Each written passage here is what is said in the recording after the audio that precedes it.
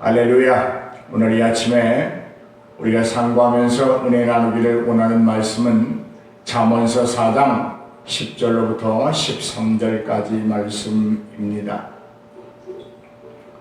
먼저 10절로부터 13절 말씀 함께 합독하시도록 하겠습니다. 내 아들아 들으라, 내 말을 받으라. 그리하면 내 생명의 해가 길리라. 내가 지혜로운 길로 내게 가르쳤으며 정직한 길로 너를 인도하였은즉 다닐 때에 내 걸음이 곤고하지 아니하겠고 달려갈 때에 실족하지 아니하리라. 훈계를 굳게 잡아 놓치지 말고 지키라. 이것이 내 생명이니라. 아멘. 본문 말씀에 있는 말씀 그대로 이것이 내 생명이라 라고 하는 주제로 함께 이 아침에 은혜를 나누도록 하겠습니다. 지혜는 사람에게 생명을 가져다 줍니다. 그 지혜가 우리에게 생명을 줄 수 있는 이유는 일반적인 지식이나 인간이 어떤 경험을 통하여 얻게 되는 것이 아니고 전적으로 생명의 주관자이신 생명의 주인이신 하나님의 지혜이기 때문이다. 그렇게 말할 수 있습니다. 이제 본문은 이렇게 말합니다. 아들아, 내가 생명을 얻기 위해서는 이제 아버지의 말을 들어야 한다. 받아야 한다. 듣고 받아야 한다. 그렇게 말하고 있습니다. 여기 듣다라고 하는 말은 단순히 우리의 귀가 울리는 어떤 울림의 상태를 말하지 않습니다. 더 나아가서 듣다라고 하는 말은 순종과 실천이라고 하는 책임과 의무를 전제하는 그런 말입니다. 또 여기 받다라고 하는 말은 수요자로부터 무엇인가를 받아 안는 그 행위나 행동을 넘어서서 의도적으로 취하는 것, 자발적으로 자원해서 취하여 획득하는 상태를 받다라고 하는 말로 표현하고 있습니다. 두 말을 합쳐서 이야기한다면 순종과 실천을 목적으로 삼고 의도적으로 하나님의 지혜의 말씀을 받아 수용하고 자기의 것으로 삼는 것을 듣다, 받다 그렇게 말할 수 있습니다. 그러므로 지혜로운 자가 되어서 아비의 생명을 얻으려는 아들은 그 아비의 말에 순종하고 실천하기 위하여 들어야 하고 의도적으로 목적을 가지고 받아들일 때에 그것이 내 생명이 된다. 그런 말씀입니다. 오늘 여러분의 삶이, 오늘 이 아침에 이 깨달음이 우리에게 충만하기를 주의 이름으로 축복합니다. 아버지는 아들에게 가르치는 말을 이렇게 말을 합니다. 아버지가 아들에게 가르치는 일, 그러니까 자녀 교육에 대해서 방관하지 말라고 본문은 말하고 있습니다. 왜냐하면 자신도 아버지로부터 지혜를 전수받아서 장수와 부귀를 누리고 있기 때문이다. 그래서 아버지는 거듭 말합니다. 아들아, 적극적으로 지혜를 받아들이라. 그리고 실천해라. 거기에 장수의 복이 있고 지혜가 우리에게 주는 약속이 있으니 그것은 장수의 복이다. 그렇게 아들에게 지금 전하고 있습니다. 사랑하는 여러분, 부모 되신 여러분, 아니 누군가의 자녀 되셨던 여러분, 여러분은 그 부모로부터 무엇을 받았습니까? 무엇을 전수받았습니까? 어떤 교육을 받았습니까? 지혜와 명철을 얻으셨습니까? 그렇다면 이제 우리도 누군가의 부모된 입장에서 아들을 가르치는 일을 방관해서는 아니 됩니다. 게을리해서는 아니 됩니다. 반드시 가르쳐야 합니다. 지혜를 가르쳐야 합니다. 생명의 지혜를 가르쳐야 합니다. 하나님으로부터 수여되는 그 지혜를 가르침으로 말미암아 그들이 듣고 받아들여서 부귀와 장수를 누리도록 하는 것, 그 어떤 것보다도 유용한 것이고 아비로서 당연히 해야 될 일인 줄로 믿습니다. 오늘 여러분의 자녀들에게 그러한 교육이 있기를 주의 이름으로 축복합니다. 좋은 거 더 많이 더 풍성하게 자녀들에게 남겨주는 것 중요합니다. 좋은 일입니다. 그러나 그것보다도 더 분명히 좋은 것이 있으니 생명의 주인 되시는 하나님의 지혜를 자녀들에게 가르치는 것입니다. 장수는 여호와를 사랑하고 그의 말씀을 청종하는 자에게 주어지는 복임에 여러분 주목하시기를 바랍니다. 내 하나님 여호와를 사랑하고 그의 말씀을 청종하며 또 그를 의지하라. 그는 내 생명이요 내 장수이니 여호와께서 내 조상 아브라함과 이삭과 야곱에게 주리라고 맹세하신 땅에 내가 거주하리라. 신명기 30장 20절에 있는 말씀입니다. 지혜를 의지하라. 여호와를 경외함으로 네가 지혜를 의지하라. 지혜는 내 생명이다. 내 장수이고 네가 그로 말미암아 약속한 땅에 거주할 수 있게 된다. 할렐루야. 그렇다면 여러분, 지혜를 외면하는 이 악인들의 형편은 어떠할까요? 전도서 8장 13절에 보니까 악인은 잘 되지 못하고, 악인은 어떻다고요? 잘 될 일이 없다. 또한 악인은 장수하지 못하고, 악인의 생명은 어떻다고요? 장수하지 못한다. 여러분, 단명하는 것보다는 건강하게 장수하는 것이 더 좋은 일 아니겠습니까? 모두가 그렇게 바라지 않겠습니까? 사실 입으로는 아유 죽었으면 좋겠다 라고 말하지만 사실 그렇지 않아요. 속내는 건강하게 오랫동안 살기를 원합니다. 그 원함, 그 바람, 그 장수가 하나님의 지혜에 있다고 하는 사실입니다. 그런데 악인들은 하는 일마다 잘 되지 않습니다. 장수하지 못합니다. 그들이 쌓아가고 있는 모든 것들은 그림자에 불과하다고 말하고 있습니다. 왜냐? 그들은 하나님을 경외하지 아니하기 때문입니다. 여러분, 생존과 번성의 복은 여호와를 사랑하고 그의 계명을 순종한 것에 대한 하나님의 분명한 보응이라고 하는 사실을 기억하시기 바랍니다.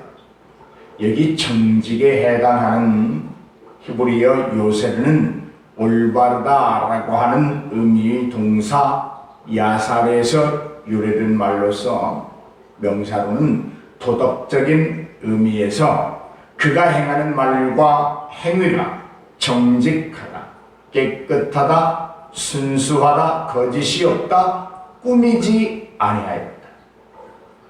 더 나아가 하나님이 주신 지혜대로, 지혜를 따라서 지혜에 의하여 지혜를 온전히 이루기 위하여 행하는 도덕적 모든 행위를 가리키는 것입니다. 그런데 정직한 사람인지 악한 사람인지를 구분할 수 있는 그 구분점은 어떤 것일까? 반드시 그것은 하나님의 율례와 법도와 계명이라고 하는 사실입니다. 즉 하나님의 말씀이 정직과 악의, 부도덕, 거짓 구분하는 분기점이 된다고 하는 사실입니다. 왕상 9절로 4절부터 5절, 그러니까 열왕기상 9장 4절부터 5절의 말씀을 보면 네가 만일 네 아버지 다윗이 행함같이, 지금 솔로몬에게 하는 말, 네가 네 아비 다윗이 내게 행함같이 마음을 온전히 하고, 마음을 어떻게 하고요? 온전히 하고, 마음을 바르게 해서 마음이 정직하게 내 앞에서 행하면 내가 내게 명령한 대로 온갖 일에 순종하여 내 법도와 율례를 지키면, 그러니까 마음이 온전하고 마음이 정직한 상태, 순수한 상태, 갈망하는 자원적 차원에서 하나님 앞에서 하나님이 우리에게 명한 온갖 일을 순종하면, 법도와 율례를 지키면 내 나라의 왕위를 잇는 후손들이 끊어지지 아니할 것이다. 그렇게 약속의 계명을 허락하고 있습니다. 여러분에게 온갖 일에 순종한다. 기쁜 일이나 즐거운 일, 좋은 일, 우리가 원하는 것들만을 위하여 순종하는 것이 아니라 우리의 원치 않음도 하나님의 뜻이라면, 우리가 바라지 아니하고 우리가 부딪히지 아니하고 싶은 그 어떤 것들도 하나님의 의도적인 목적을 이루기 위한 하나의 과정이라면 우리는 순종해야 하는 것입니다.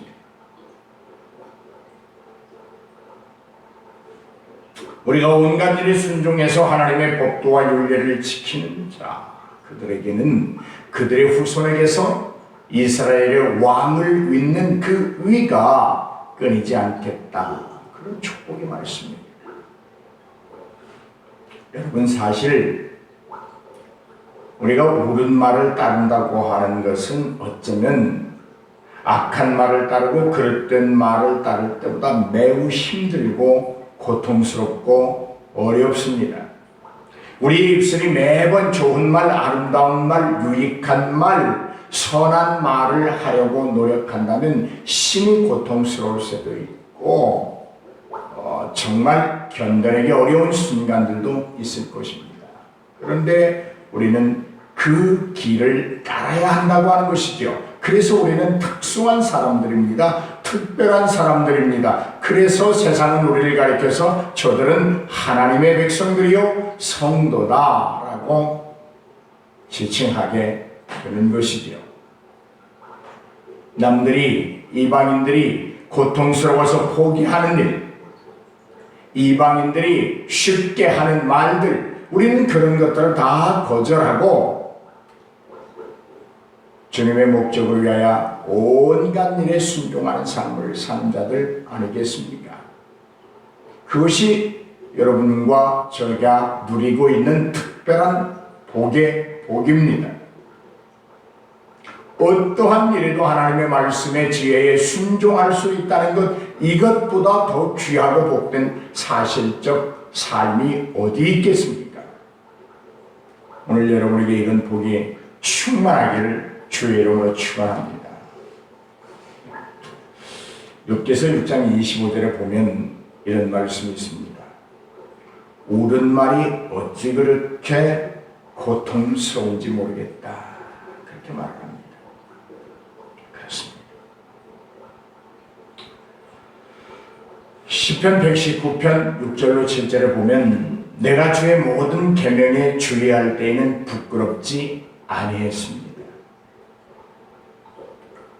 부끄럽지 않은 인생은 어떤 인생일까? 어떠할 때 주어질까? 돈이 많아서 부끄럽지 않은 것입니까? 지혜가 월등해서 부끄럽지 않는 것입니까? 명예와 권력이 남달리 돈독해서 부끄럽지 않다고 생각하십니까? 아니면 건강하기 때문에 부끄럽지 않다고 생각하십니까? 자녀들이 다 융성하고 풍성하게 잘 되었기 때문에 윤택한 삶을 살고 있기 때문에 부끄럽지 않다고 생각하십니까? 그렇지 않습니다. 영생을 얻지 못한 인생은 부끄러운 인생입니다. 어떠한 것들을 세상에서 많이 가졌다고 할지라도 그는 영원한 생명을 얻지 못한 거로 부끄러운 인생입니다. 그들의 나라는 그림자와 같습니다. 실체가 아닙니다. 그냥 형상일 뿐입니다. 그러나 주의 모든 계명에 주의하고 지키고 순종하고 책임을 다하고 의무를 다하는 그 인생은 세상과는 별개로 전혀 부끄러움이 없는 인생인 것입니다. 또 말합니다. 내가 주의 의로운 판단을 배울 때에는 정직한 마음으로 주께 감사합니다. 여러분, 감사할 때 정직하게 해야 됩니다. 억지로 해서는 안 됩니다. 신앙생활 마찬가지입니다. 교회 공동체 생활도 마찬가지입니다. 억지로 해서는 안 됩니다. 감사함으로 해야 됩니다. 그런데 이 감사함은 어디에서 유발되는 것일까?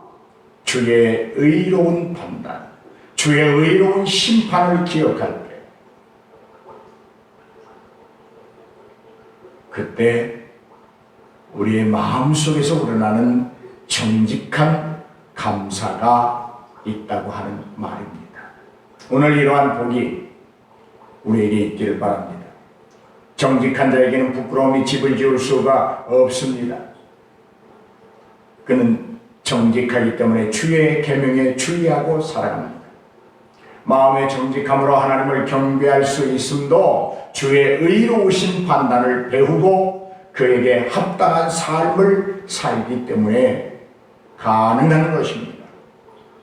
여러분, 정직한 길이라고 하는 말은 어두운 길과 대조를 이룹니다. 어두운 길은 어떤 것입니까? 하나님의 뜻에서 어긋난 길입니다. 비뚤어진 마음입니다. 그 비뚤어진 마음을 통해서 선택하는 삶의 모든 방식들은 어두운 길입니다. 이제 신앙으로 무장된 아버지, 경건한 하나님 앞에 있는 그 아버지들은 이제 아들들에게 지혜로운 길을 가르쳐야 합니다. 정직한 길을 가르쳐야 합니다. 이것이 부모의 권리이자 의무입니다. 여러분, 하나님이 우리 아버지가 되어서 우리를 지혜로운 길로, 의로운 길로, 생명의 길로 인도하시듯이 하나님이 우리를 믿고 맡겨진 그 자녀들에게도 지혜의 길과 생명의 길과 은혜의 길과 장수의 길과 부귀와 영화를 누릴 수 있는 길을 반드시 가르쳐야 합니다. 수고해야 합니다. 때로는 고통이 있을지라도 가르쳐야 합니다. 다시 말해서 모든 자녀들을 하나님 앞으로 인도해야 합니다. 신명기 10장 12절로 13절에 보면 이스라엘아, 내 하나님 여호와께서 내게 요구하는 것이 무엇이냐? 하나님이 우리에게 요구하는 것이 무엇이냐? 그런 말입니다. 이렇게 말합니다. 곧 내 하나님을 경외하는 걸 요구하십니다. 그의 모든 도를 행하는 것을 요구하십니다. 그를 사랑하고 마음을 다하고 성품을 다하여 네 하나님 여호와를 섬기는 것을 하나님이 원하십니다. 그런데 하나님의 이 원함은 너희에게 복이 된다. 너희가 그렇게 하면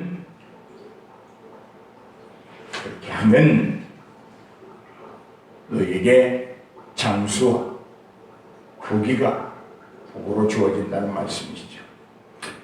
11장 신명기 11장 22절에 보면 너희가 만일 내가 너희에게 명하는 모든 명령을 잘 지켜 행하여 너희 하나님 여호와를 사랑하고 그 모든 도를 행하여 그에게 의지하면, 이렇게 말씀하셨습니다. 여호와를 의지하도록 여러분 자녀들을 가르칠 수 있기를 바랍니다. 우리가 분명하게 자녀들에게 말할 수 있는 것은 얘들아, 지혜의 길은 복된 길이다. 거기에는 장수가 있단다. 병이나 자연재해나 어떠한 사고로 인해 단명하지 아니하고 너는 하나님 안에서 장수의 복을 누릴 수 있다. 이렇게 교육할 수 있기를 바랍니다. 자녀들에게 하나님을 경외하고 그의 계명을 지키도록 교훈해야 합니다. 하나님을 경외하는 부모라면 가정에서 자녀들에 대한 경건 교육의 의무를 다해야 할 것입니다. 경건 교육이 자녀들을 참으로 사랑하는 일이기 때문입니다. 지혜가 가장 가치 있는 덕임을 알고 그것을 사랑하고 그것을 얻기를 힘써야 할 것입니다. 우리는 지혜를 얻기 위해서 힘과 시간과 물질을 아끼지 말아야 합니다. 왜냐? 지혜가 최고이기 때문입니다. 특별히 지혜를 주는 성경 말씀을 사랑하고 그 말씀들을 죄하로 읽고 듣고 묵상한 그 모든 말씀을 지켜 행하려고 노력해야 합니다. 마지막으로 지혜의 유익을 깨닫기를 주의 이름으로 축원합니다. 지혜는 우리에게 현세와 내세의 복입니다. 지혜는 우리를 죄와 재앙으로부터 지키고 보호하여 주십니다. 우리에게 장수와 평안을 허락합니다. 존귀와 영광을 허락하십니다. 마지막 때에는 우리에게 영원한 생명을 주십니다. 사랑하는 성도 여러분, 오늘도 하나님의 지혜로 사십시오. 하나님의 지혜로 지혜롭게 삶으로 말미암아 장수와 부귀를 누리고 존귀와 영광의 관을 쓰고 아름다운 관을 쓰는 저와 여러분과 우리의 자녀들이 다 되기를 주의 이름으로 축복합니다.